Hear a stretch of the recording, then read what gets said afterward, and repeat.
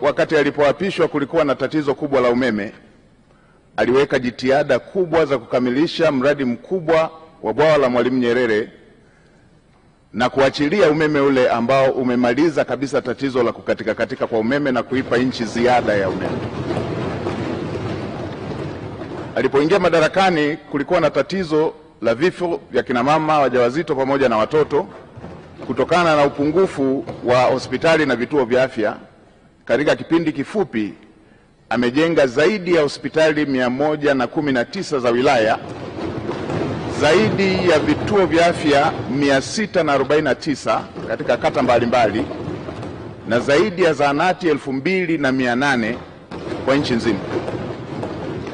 Katika kipindi kifupi kulikuwa na shida ya shule pamoja na madarasa, na tulikuwa tukiona baadhi ya wanafunzi wakisomea chini ya miti. Katika kipindi kifupi amejenga shule mpya zaidi ya 2700 za msingi na amejenga zaidi ya shule 1300 za sekondari na madarasa zaidi ya 1097. Hivyo hivyo katika sekta zingine ikiwemo kununua CT scan hospitali zote za mikoa, MRI kwenye hospitali zote za kanda, pamoja na kununua mitambo ya kuchimbia maji kwenye kila mkoa na kila ukanda. Hiki ndicho kilichowafanya Watanzania wamchague kwa wingi, na nimetaja tu kwa uchache. Mheshimiwa Spika, nitumie fursa hii kumshukuru sana Mheshimiwa Rais kwa imani hii kubwa. Natambua imani hii si kubwa tu kwake, bali ni dhamana kubwa kwa Watanzania kwa kunipendekeza katika bunge lako tukufu kushika nafasi ya Waziri Mkuu wa Jamhuri ya Muungano wa Tanzania. Natambua uzito wa majukumu haya pamoja na matarajio yake pamoja na matarajio ya Watanzania. Nitafanya kazi kwa bidii, kwa uaminifu na jitihada kubwa kuweza kukidhi matarajio hayo.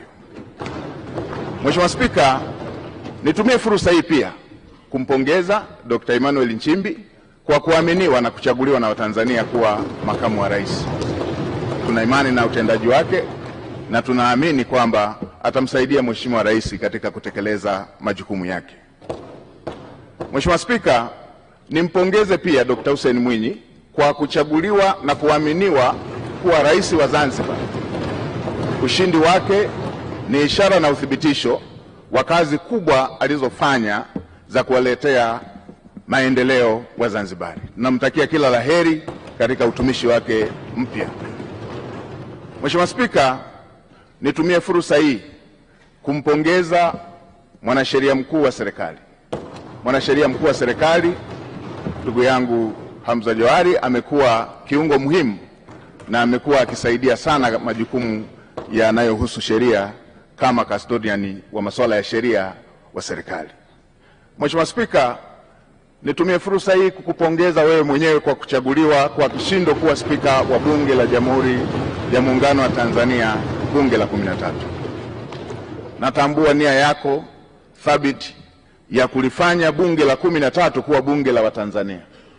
Niahidi kwa niaba ya serikali tutatoa ushirikiano wa dhati kuweza kuhakikisha kwamba unatimiza malengo yako hayo ya kulifanya bunge la 13 kuwa bunge la Watanzania. Mheshimiwa Spika, nitumie fursa hii pia kumpongeza Dr. Philip Mpango, makamu wa rais mstaafu, kwa kazi kubwa aliyoifanya ya kumsaidia Mheshimiwa Rais. Tutamkumbuka kwa unyenyekevu wake, kwa maono yake na usaidizi wake uliojaa utii. Dr. Mpango amefanya kazi yake kwa uthabiti mkubwa. Nitumie fursa hii pia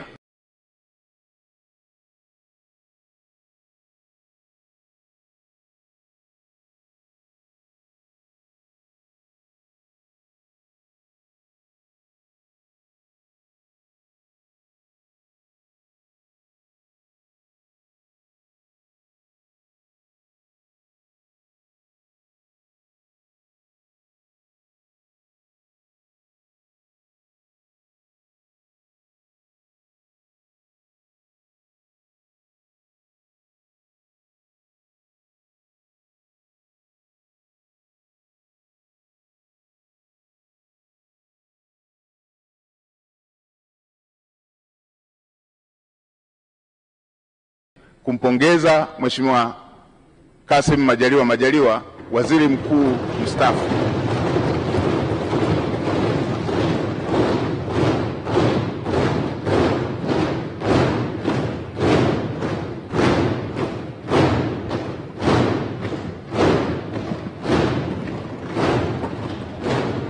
Nimpongeze Mheshimiwa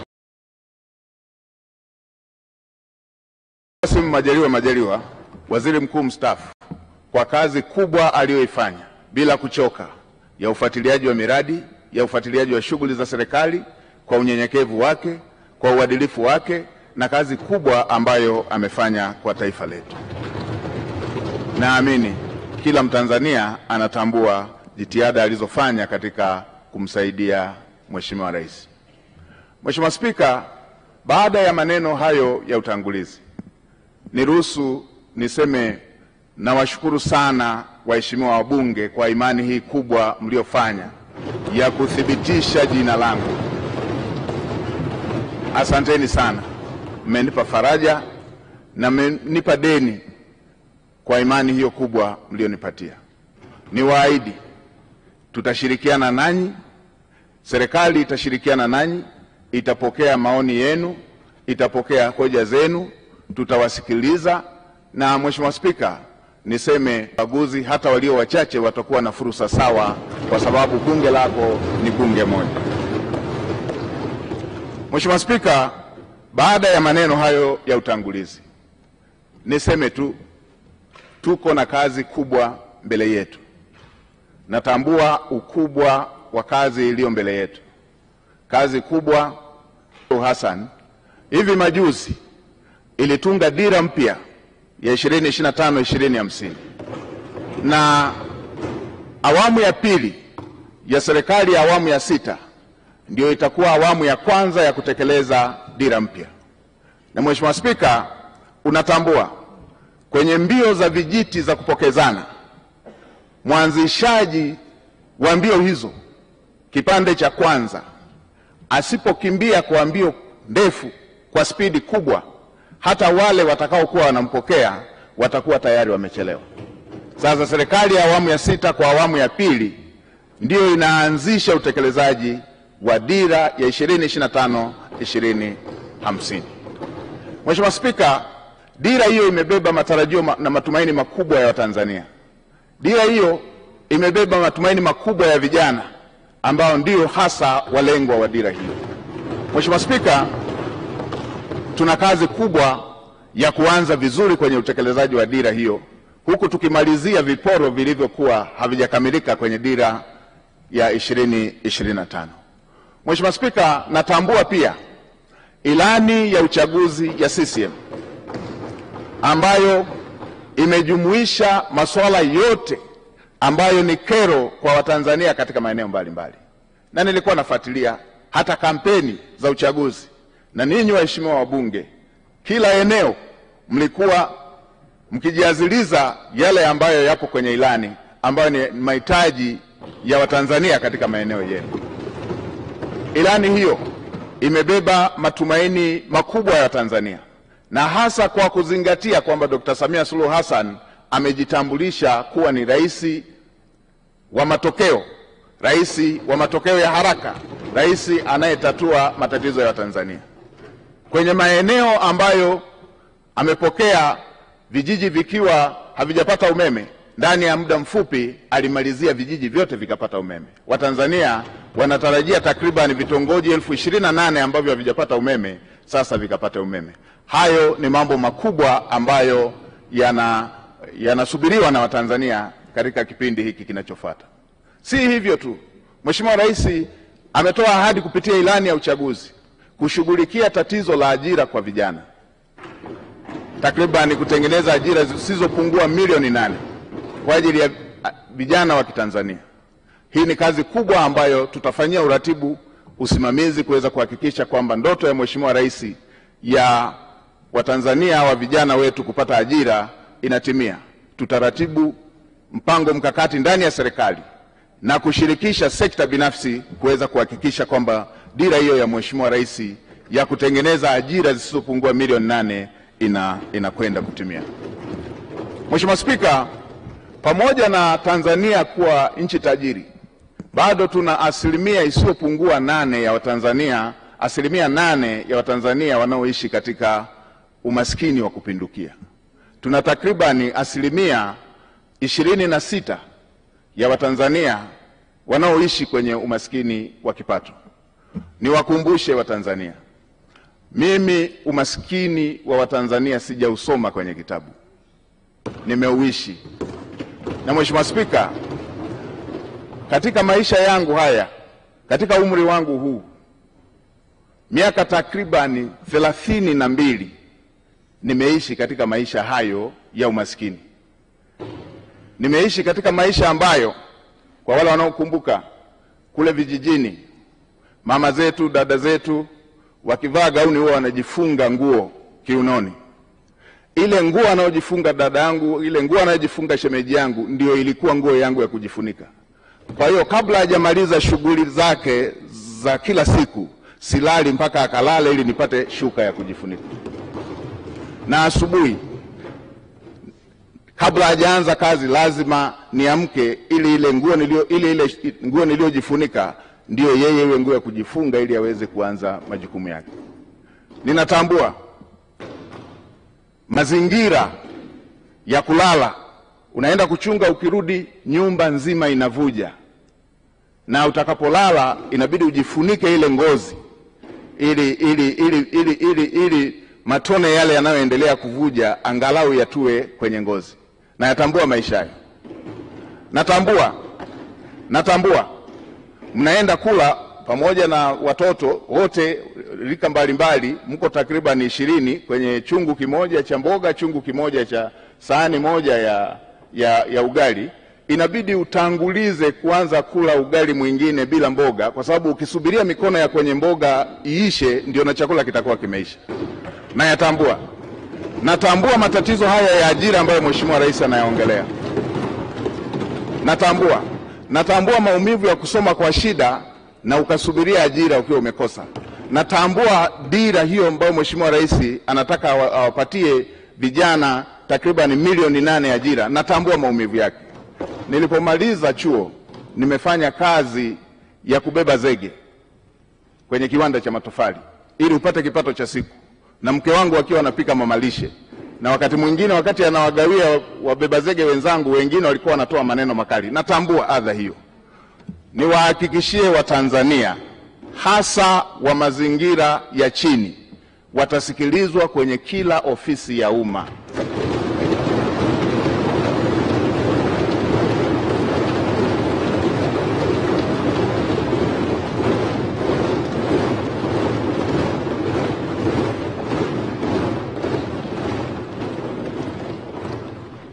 Kila aliye Mtanzania, hii nchi ni yake. Watanzania wote watasikilizwa kwa nidhamu katika ofisi za umma. Watasikilizwa kwa nidhamu katika ofisi za umma. Watanzania watafikisha kero zao, na watumishi wa umma watakwenda kwenye makazi, kwenye maeneo ya Watanzania kutatua kero za Watanzania.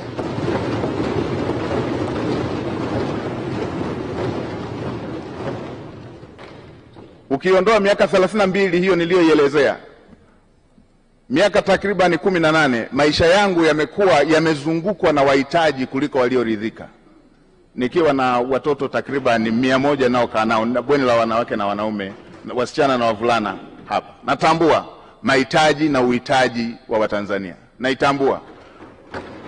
Kwa kutambua hilo, naamini yale yaliyo dira ya Mheshimiwa Rais katika kutatua kero za Watanzania, niwahakikishie Watanzania nitasimamia kwa uadilifu, nitasimamia kwa jitihada, nitasimamia kwa kuhakikisha kwamba hayo yanatimia.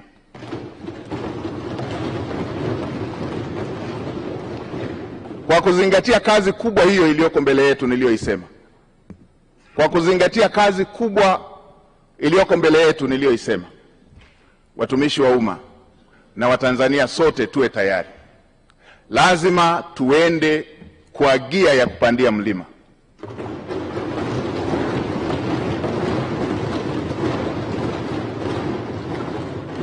Lazima tuende kwa gia ya kupita kwenye bahari yenye mawimbi. Lazima tuende kwa gia ya kupita kwenye anga lenye mawingu. Lazima chombo kifike salama na watu wake wakiwa salama. Kwa watumishi wa umma wavivu, wazembe, wala rushwa,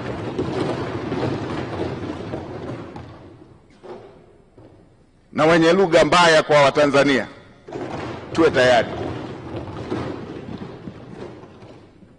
Wavivu wote, wazembe wote ndani ya ofisi za umma, nitakuja na fiekeo na rato.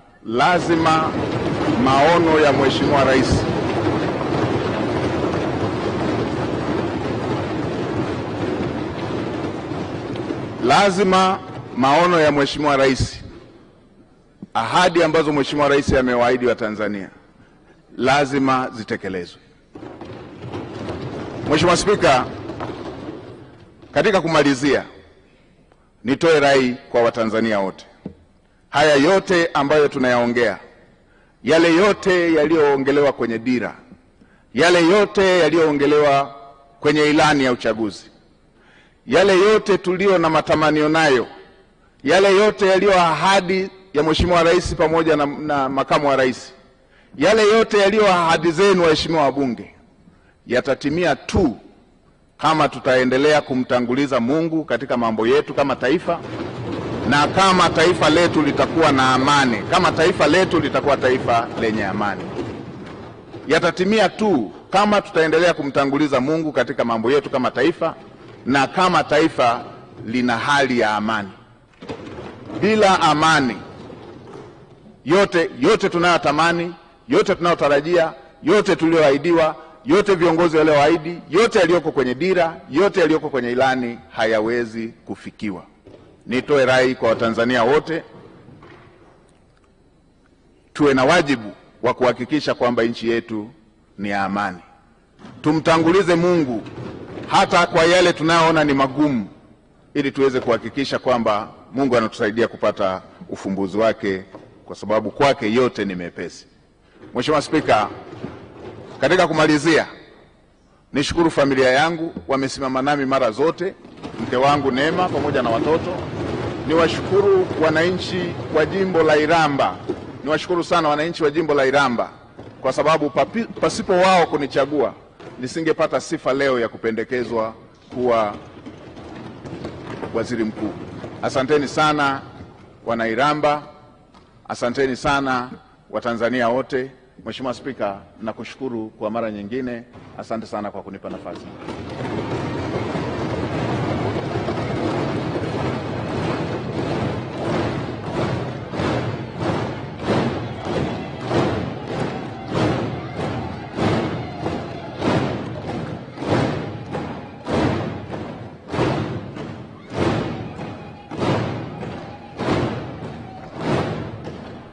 Ndogo ya pili ya katiba inaelekeza kuwa uchaguzi